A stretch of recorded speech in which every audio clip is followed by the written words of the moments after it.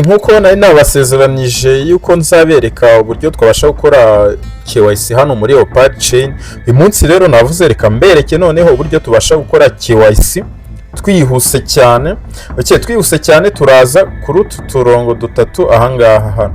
Tugiye kureba uburyo twabasha gukora KYC. Narababwiye niba utari wiyandikisha muri uyu mushinga cyangwa se muri mining ya Opal Chain, reba link aho ngaho muri description hanyuma ubashe kwiyandikisha muri iyi mining. Iyi mining nicya ntabwo yari yamara iminsi. Mining nicya ibaze ko nta n'icyumweru yari yamara. Urumva ni cyashya. Reba link aho ngaho ubashe kwiyandikisha. Referral code cyangwa invitation code uri bukoreshe niyo ngiyo uri kubona kuri screen yawe. Iyo ngiyo uri kubona nyine. Niba ari bwo bwa mbere ugeze kuri iyi channel ya Darius Tech, ndakwibutsa gukanda like, hanyuma niba utari wakanda na subscribe uyikande kugira ngo tujye tubana no mu yandi mining agiye atandukanye. Murazi ko iyi channel niho mining cyashya zibarizwa, ya mishinga nyine izaduha amafaranga ni hano ibarizwa. Nta kindi turakora rero, turaza kuri utu turongo dutatu aho ngaho, turaza tuhakanda, tugiye kwihuta. Nitumara kuhakanda turaza hano handitse KYC portal. Ahangaho hano KYC portal niho turi bukande bitewe nuko tugiye gukora KYC nyine. Turaza tuhakande. Guys, uyu mushinga narababwiye mutangire hakiri kare. Nitumara kuhakanda rero urabona KYC ahangaha niho ibasha gukorerwa. Noneho hano urabona dufiteho nuze eshatu. Hano step eshatu. Urabibona dufiteho step eshatu. Urabibona tugomba gukora izi step zose tukazirangiza. Hano noneho first name ni izina rya mbere riri kwiranga muntu, last name ni izina rya kabiri. Ryarindi nyine email yo ihita yizanamo, email yo ntabwo ari ngombwa. Noneho ahangaha ni amatariki y'amavuko ari kwiranga muntu. Guys, amatariki y'amavuko ahuye n'iranga muntu.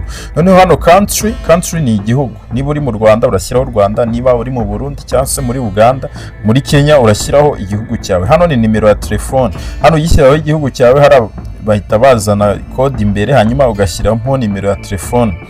Hano address tuvuge urugero niba ufite iranga muntu yanditseho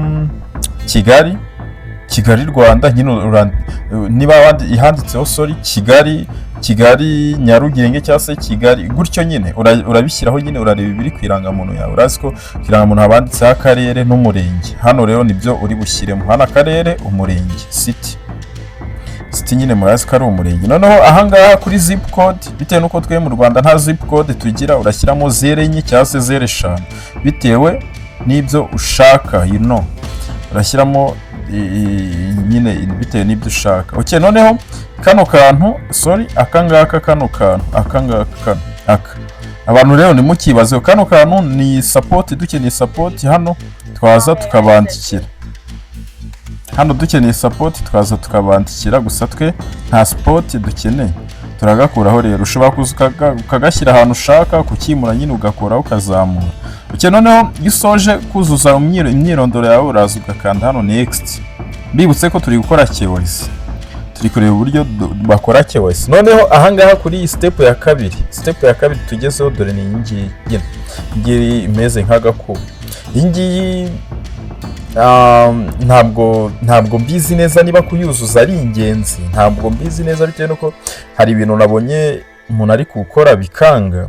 Hano barakubwira ngo click the box below to copy the tweet content and post it on tweet. Hano bari kukubwira ngo nyine ngo ukande hano, nyine urakandamo hano mo hagati muri iyi post, niko bari kukubwira ngo ukandemo hano. Ikatuha kandi turebe. Urabibona tukiyakanda hano bahise batwereka ko iriya message tuyikopi.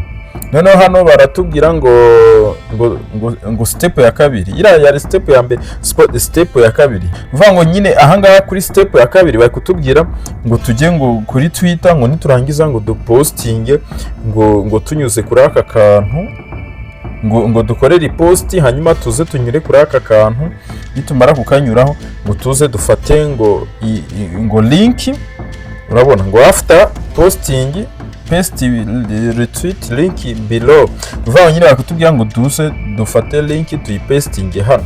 Gusa ibi bintu nyine ntabwo mbizi neza ko ari ingenzi, ngo niturangiza tuze dukande ngo verify. kano kantu ntabwo nzi neza ko ari ingenzi, gusa niba ufite Twitter urabikora nta ribi, nta kabuza urabikora. Ngiye bitewe nuko nyine ntabwo ibintu byo gupostinga wapi ntabwo ari ibyanjye, ngiye hano ndahataruka. Ndetse noneho niturangiza turaza kuri iki gice cya gatatu, turakora next. Urabona hano next, urabona tugeze ku gice cya kamera. Hano igice cya kamera, kino gice nabonye kigoye cyane, iki gice nabonye kigoye cyane. Kino gice cya kamera urabona hano hasi, ahangaha hari hano, ahangaha urabona hari start liveness check. Mvuga ngo hano start liveness check, reka nze mpakande wenda n'urugero turebe, mpakande wenda n'urugero nyine turebe. Wowe uraza uhakande gutya, nyine ndahakanze. Noneho numara kuhakanda bazajya bakubwira ngo birindure umutwe, ngo ujyane ngiye ibumoso, ngo birindure umutwe ujyane iburyo. Nyine wowe uragenda ubikora, ngo birindure, ngo ufate umutwe uwubike, nawe wongere uzamure. Wowe uragenda ubikora akantu kukandi. Ikintu wowe uri bukore kwanza ni ugukora start nyine, kugira ngo barajya bakwereka step by step y'ibintu uzajya uragira ute, y'ibintu uzajya urakora. Bazajya babikubwira nyine, barakubwira ngo birindure umutwe, ushyira ibumoso, shyira umutwe iburyo, umanure, uzamure, asama. Nyine barabikubwira nizo step uri bukore. Numara kuzikora urahita uza wikandire hano handitse next. Hano uhita ukanda next. Ubwo icyo gihe urabusoje kugira ute, urabusoje gufata na video nyine. Noneho numara kubisoza byose urahita ugera kuri iki gice cya nyuma. Iki gice cya nyuma nyine aricyo cy'iki kino gice nicyo uri bugereho. Hanyuma hano barahita bakubwira ngo ukore, niba wabikoze neza byose nyine urahita ubona hano harahita hafunguka. Bitewe nuko njye ntabwo yandi kubikora, yandi kubereka urugero. Hano barahita bakwereka ngo submit application. Hano nihaza ibuto, hano ibuto rirahita ryigira ute, rirahita riba icyatsi. Wowe urahita ukora submit application, urahita uhakanda nyine hano. Ahangaha icyo gihe nyine imyirondoro yawe yose uraba wayujuje icyo uri bukore. Noneho urategereza paka igihe bari bukwemerera, nyine birahita biba under review. Ubwo nyine nibamara kubireba bamaze kubicekinga barakwemerera KYC, cyangwa se bakwangire bakubwira ibyo ugomba guhindura. Gusa ntabwo nzi ngo bifatiye igihe kingana ute, gusa akenshi nyine ubusanga ari amasaha 28 iyo zino mining ziri gutangira. Murazi ko nyine ibintu biba byoroshye cyane.